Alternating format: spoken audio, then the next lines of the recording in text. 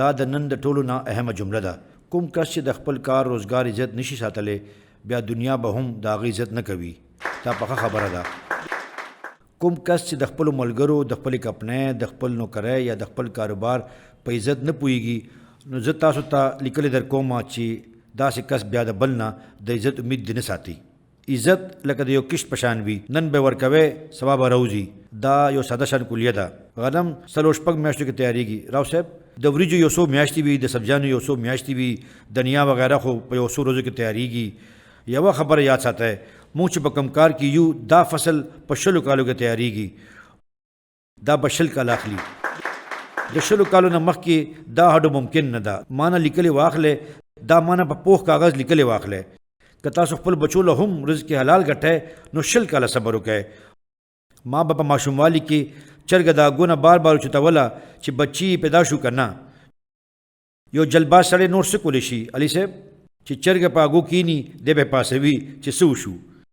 جلباز سړی به چرې هم غټ کارونه ونه کړی شي. چاته چې دا پته نه وي چې ما نن کوم څیزونه زده کړل د ځان سره به وړم، د خپلې رویې سره، اخلاق سره او د خلکو په امداد. بیا د نن دویمه جذباتي جمله، که سړی په ځان کې د مالکانو غوندې صفات پیدا کړي نو الله بیا هغه هم پر اختیار مالک جوړ کړي. د الله په نظام کې ذهانت، ډیګری او نور داسې څیزونه هیڅ اهمیت نه لري.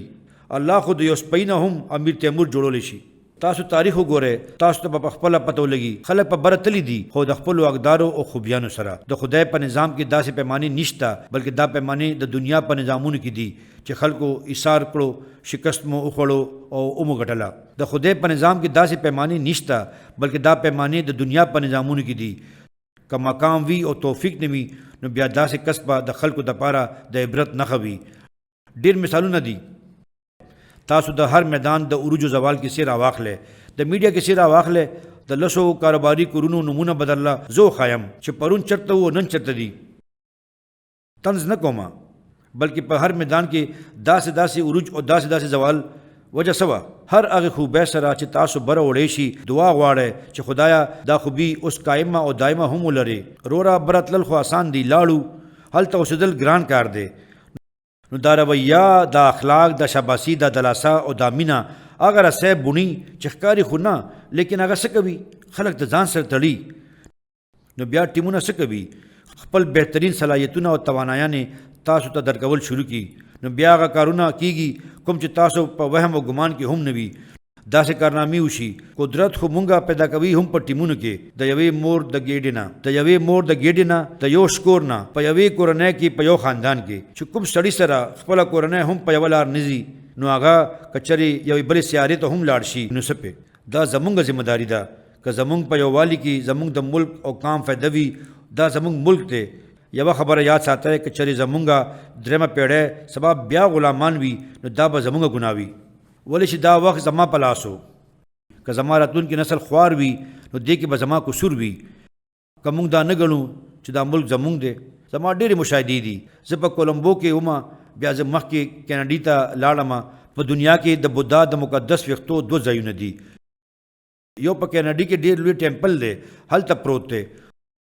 موږ هلته لاړو. موږ د 4-5 ورځو لپاره یو ټیکسي په کرایه اخیستې وه.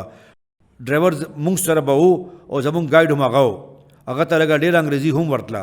د هغوی خپله سریلنکن ژبه لږه غوندې سخته ده. اوس موږ چې لاړو او ټیمپل ته ورسېدو، څنګه چې زه د ټیمپل نه راووتم نو ټیکسي خو وه خو ډرایور نه و.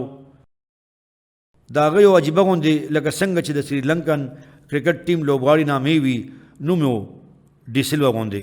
ما ته هغه هلته په یوه کوڅه کې په لاس راغی، څه څیزونه یې راچوتول. نو ما ته تپوس وکړو چې دا څه کوې؟ هغه وویل چې موږ دلته د فری لانس په توګه د یو رضاکار په شان کار کوو. زه دا کار کوم چې دلته مېلمنو کومه کوړه خوره کړې ده هغه اوچته کړمه. ما ورته وویل چې دا ولې؟ دا خو ستا کار نه دی. هغه وویل چې دا زما ملک دی.